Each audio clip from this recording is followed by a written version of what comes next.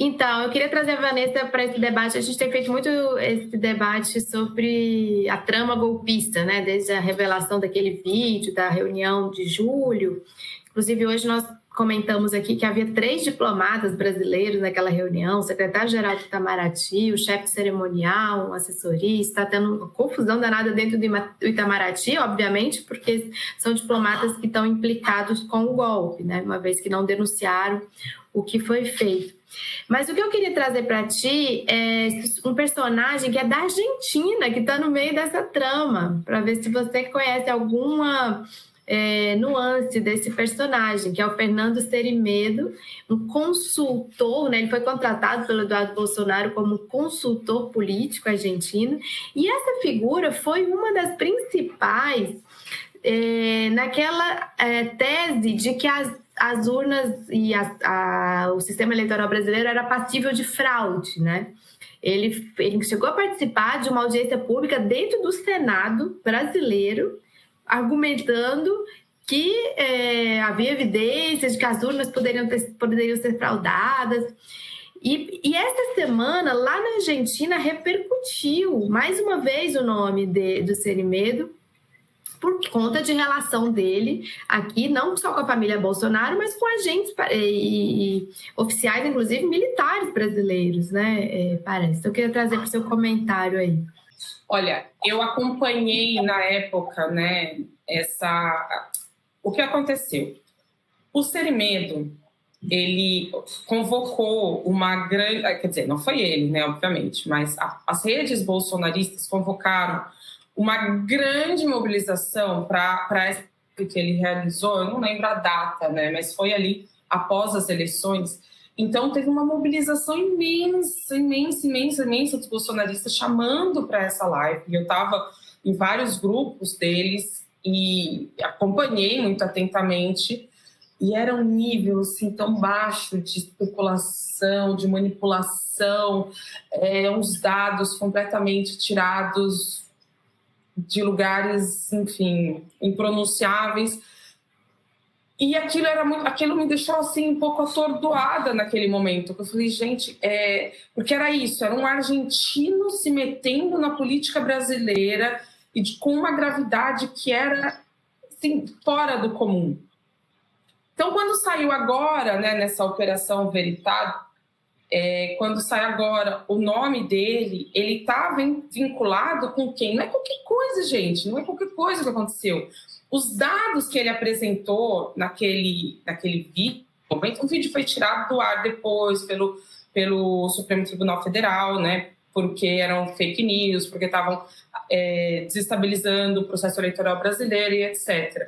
Mas tinha um monte de réplicas, aquilo já tinha rodado, todo mundo já tinha assistido. O problema é esse, né, de você combater uma fake news. Depois que a pessoa viu e acreditou, não tem muito o que ser feito, porque ela já acreditou naquilo. Então, as pessoas já tinham assistido o vídeo. Depois ele foi derrubado. Mas os dados que tinham ali foram entregues a ele por ninguém mais, ninguém menos que o Major Ângelo De Nicoli. Ou seja, o major brasileiro entregou as informações para o argentino, que é um estrategista em comunicação digital, em comunicação política digital. Como ele opera? Ele tem uma rede imensa de trolls, ou seja, perfis que são híbridos de humanos com máquinas, né, com robôs. Esses trolls agem de maneira coordenada em ataques massivos, mas não é ataque para destruir um candidato, não é ataque para destruir uma pessoa. São ataques, por exemplo, ele sobe uma matéria, né? Ele tinha um site que foi muito importante no Brasil e na Argentina, que chama La Derecha Diário, a direita, o jornal da direita seria, né? E por esse jornal, por esse site, o que ele fazia? Ele subia uma matéria com conteúdo de fake news e essa rede que ele tinha subia esse conteúdo em vários outros portais. Isso aparecia nas redes sociais ao mesmo tempo.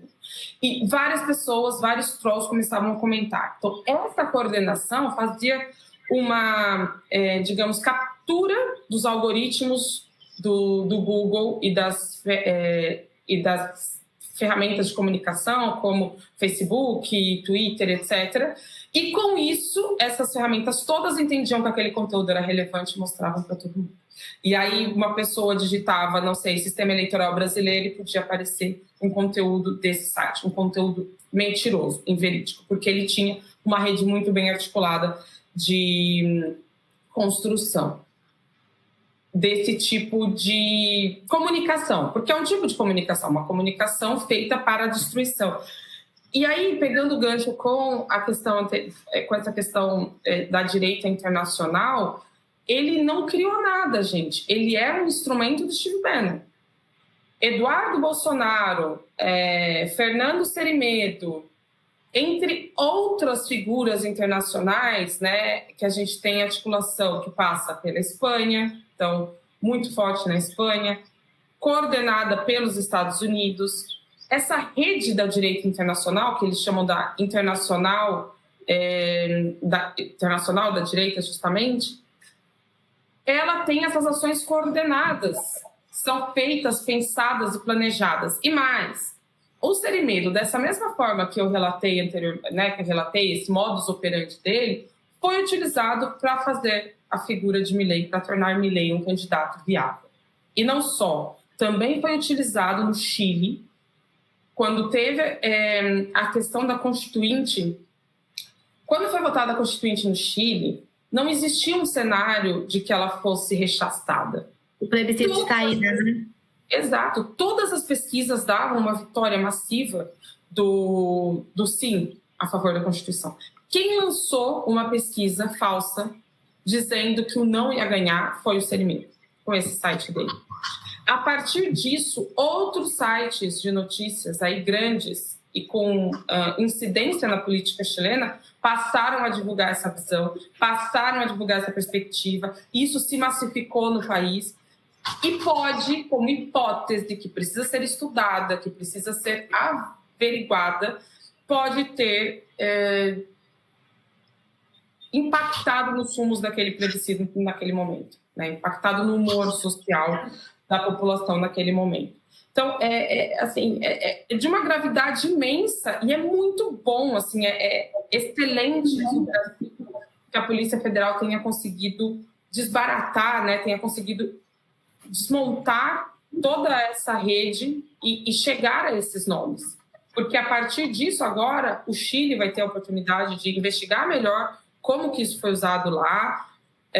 Na Argentina também vão poder dar melhor o impacto que isso teve na eleição do Milei, e a gente consegue, a partir disso, também entender melhor esse funcionamento das redes da extrema-direita no Brasil também.